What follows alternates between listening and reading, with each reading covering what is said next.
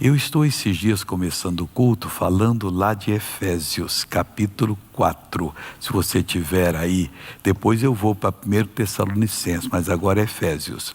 E no capítulo 4 de Efésios, nós temos aqui um versículo número 30, que eu queria estudar com você no início do programa. Eu vou ler o versículo, vamos aprender um pouquinho, depois vamos ver que lição Deus está nos dando aqui no dia de hoje. Você que está em casa, abre o coração, aprenda. Nós estamos na escola do Espírito Santo, Ele está nos preparando, está nos ensinando. E aqui diz o seguinte: e não entristeçais o Espírito Santo de Deus, no qual estáis selados para o dia da redenção. Já tinha dado muitas instruções, mas essa não podia faltar. Por quê, missionário?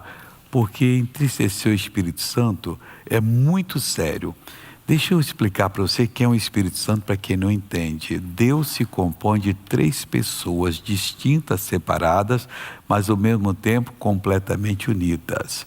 A figura do Pai, a pessoa do Pai, depois a pessoa do Filho, que é o Senhor Jesus, que se encarnou, e a pessoa do Espírito Santo. Eles existem com Deus, sempre existiram.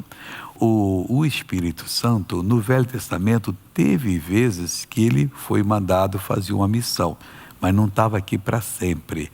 O Senhor Jesus também, da encarnação, quando a Bíblia fala no anjo do Senhor, que lutou com Jacó, o anjo do Senhor que visitou Manoá, que foi o pai de Sansão, ali dizem que é o Senhor Jesus. Uma vez ele disse: por que pergunta pelo meu nome se ele é maravilhoso? E Isaías diz que maravilhoso é o Senhor Jesus, é o que faz maravilhas. Jesus disse que era melhor que ele fosse para o céu, porque se ele fosse, o Espírito Santo não viria. Então, coisa muito importante ele falou. Quando ele estava aqui no mundo, ele fazia maravilhas. Dava a palavra, abria a palavra, curava, mas ele estava limitado ao tempo e ao espaço. Quer dizer, ele estava em Cafarnaum, não podia estar em Nazaré, não podia ir a outra parte, porque ele se encarnou. Hoje não, o Espírito Santo está em toda parte e ele opera da mesma maneira que Jesus operava, mas ele não recebe orações e muito menos louvores. O louvor todo é o Pai. Jesus disse em João 14:13, e tudo quanto pedirdes, que significa reivindicardes, determinardes, quer dizer, tudo quanto fizerdes e pedirdes em meu nome, é o verbo do grego aiteó, eu o farei. E explica para quê? Para que o Pai seja glorificado no Filho. Então nós damos glórias a Deus por aquilo que Ele fez através de Jesus. Também não é errado dizer Jesus muito obrigado, não. E ao Espírito Santo não temos nenhuma menção na Bíblia que nós devemos fazer isso, porque é o trabalho dele. E Jesus disse: Ele me glorificará. O trabalho do Espírito Santo é glorificar Jesus. Como nós somos de Deus, então aceitamos Jesus, entendemos a Bíblia, começamos a buscar Deus, o que nós devemos fazer porque somos de Deus? Nós devemos buscar o batismo com o Espírito Santo, que Jesus é quem batiza, Ele é o batizador, com o Espírito Santo e com o poder. Na hora que somos batizados com o Espírito Santo, nós então seremos ensinados por Ele nas Escrituras. Ele já está conosco desde o início. Jesus disse: Ele está convosco, mas estará em vós. Aí Ele passa a fazer parte da nossa pessoa, da nossa personalidade, na proporção que nós deixamos. E como é que a gente deixa? Aplicando a palavra de Deus, não é dizendo, só pode fazer, não é assim. Você entende a palavra, crê, Ele revelou e Ele então vai fazer a parte dele. Mas o nosso assunto é orar ao Pai em nome de Jesus. E Ele faz a parte dele, mas nós não podemos entristecê-lo. Como é que eu entristeço o Espírito Santo? Jesus disse que quando Ele viesse, Ele nos ensinaria todas as coisas. Ele está ensinando na palavra. Você está lendo a Bíblia, está escutando a pregação, entendeu que o recado é um recado pessoal para a sua pessoa. Aí você vai e crê e faz. Ele fica alegre. Mas se você desprezar, ele vai ficar triste.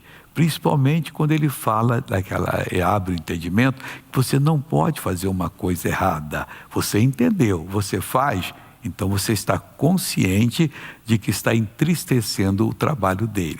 Pecar contra o Espírito Santo é um pecado que não tem perdão, mas aí não é todo mundo que peca não, contra o Espírito Santo. Mesmo que a pessoa pronuncie uma palavra, é quando ela tem juízo suficiente, que é outra mensagem, está lá em Hebreus, capítulo 6, os primeiros versículos, fala que a pessoa já tem que estar madura na fé, tem que ter provado os poderes do mundo vindouro. Mas entristecer significa que ele fica triste. Vamos dizer que você, quando se refere a minha pessoa, fala alguma coisa contra mim, mas quando eu dou a mensagem, Deus mandou dar e você não crê, eu fico meio triste. Mas compensa eu ficar insistindo com essa pessoa, que ela está renitente? Aí eu tenho que orar a Deus para saber se é um demônio, no caso, que está fazendo você falar um mal contra mim, ou se você mesmo resolveu, de alguma maneira suja, inventar essa história. Mas eu sou homem e fico triste. Ele não vai ficar triste à toa, mas não entristeça. Porque se ele dá o recado exato e você não dá, para que ele vai dar outro recado para você? Por que ele vai insistir? Aí diz aqui o bonito, que é o seguinte: e não entristeçais o Espírito Santo, não faça ele ficar triste com você, no qual estáis selados para o dia da redenção. Isso aqui que é o importante. Quando a pessoa se converte, ela começa a entender de Deus. Aí ela deve procurar entender o que eu preciso fazer mais. Jesus diz: quem crer, eu criei, e for batizado, condicional, será salvo. Só não é preciso o batizado se a pessoa crê agora e morre em seguida. Aí ela creu, ela vai para o céu. Mas quem diz que realmente ela creu, possa garantir? Cuidado para você não dormir na minha reunião. Eu falo assim mansinho, disseram que eu falo igual mineiro, bem tranquilo. Diz que o mineiro para fazer negócio é assim, né? É mais ou menos. Mas só que o mineiro no dia seguinte, ele veio com a história: sabe que eu falei com a patroa, disse que vai me deixar se eu vender essa casa por tanto? Então não posso, você comprou muito rápido dele, então ele achou que levou prejuízo. No outro dia, ele vem com aquela conversinha, você sabe, né? Eu estou com ela já há 35 anos, casado direitinho, temos netos, e ela disse que vai me deixar, vamos desfazer o negócio? Aí se você der mais um pouquinho, faz, mas pega a assinatura dele, no outro dia ela realmente, para aquele preço também, vai deixar. E é uma conversa dele, mas minha conversa aqui não é de mineiro, é de homem de Deus que eu estou falando com você. Então você preste atenção, porque isso é importante. Aí você passa pelas águas, você ganha 6 bênçãos principais, deve ter mais. Eu consegui ver na Bíblia 6 que você ganha no batismo e que fazem falta para você. Aí você vai buscando: Deus me batiza, Senhor Jesus, eu quero ser batizado no Espírito Santo. Chega o dia que ele batiza. Tem gente que às vezes assistindo o programa aqui na igreja, dia de Santa Ceia, então a pessoa se alegra e pode ser batizada com o Espírito Santo. Naquela hora você recebe o poder de Deus e recebe a capacidade de ser usado nos 9 dons. E a prova que você é batizado é que você fala em línguas estranhas, às vezes dos anjos, às vezes da terra. Eu já vi pessoas falar em língua da terra, que eu conhecia um pouco, e era exatamente aquilo, e a pessoa não sabia nada daquilo. Você vai falar e a pessoa não entende. Voltando aqui à palavra de Deus. Ele, então, é o selo da promessa. Isso que o Espírito Santo disse aqui através do apóstolo Paulo. No qual estáis selados para o dia da redenção. O dia da redenção, se você não tiver Espírito Santo, você pode ter problema. Então tem que buscar, tem que ser batizado e cultivar depois. Primeiro que quando você recebe o dom de língua, e Deus dá na proporção que você busca e conserva. Aí você fala nos mistérios de Deus e você vai se edificando. Essa oração é poderosa. Não é oração para ser curado, mas pode ser curado. Não é oração para isso, mas pode ser, que você não sabe o que está falando. E você vai falando, a menos que você tenha outro dom chamado interpretação. Diz o apóstolo Paulo que eu não devo chegar aqui na igreja e começar a falar em língua estranha, que a maioria não vai entender nada. Ele é um sinal para os crentes, não para os incrédulos. Ele está doido, está falando uma língua esquisita. A menos que tenha uma pessoa que fala aquela língua e eu falar, ele entende que é uma mensagem para ele. Às vezes eu conheço ou não. Eu contei um dia desse de um certo médico no Rio, eu vi isso há mais de 50 anos atrás.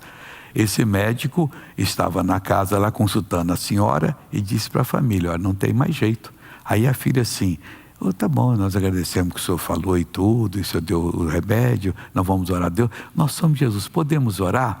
E ele, quando criança, era crente, mas que passou na faculdade, resolveu abandonar Jesus. E ele é descendente de pessoas que mora na parte da Europa que fala Flamengo, entre a Holanda e o outro país que fala francês, que é... Esqueci o nome desse país. Bruxelas é a capital. Bélgica. Então tem uma parte que fala Flamengo. E ele sabia a língua Flamengo. E uma irmã falou em língua. E quando terminou, ela falou assim: o senhor quer que eu traduza o que eu falei? Que ela tinha o dom de interpretar. Eu falei: não, não precisa. Ele estava chorando. Eu sou dessa região que você falou. E Deus falou comigo: pois é, meu servo, você me abandona há muito tempo, mas hoje você está voltando, você vai ser abençoado. Deu um recado pessoal para ele. E o homem chorava à vontade. Quer dizer, tem isso. Mas tem a língua dos anjos. Ela é como sinal. Então, mas o melhor é que você está selado. No dia da redenção, você já está com o passaporte carimbado. Você já passa direto, você já sobe com Jesus. Ô meu irmão, busca a presença de Deus, que você vai ser muito feliz aqui na terra e no último dia lá no céu.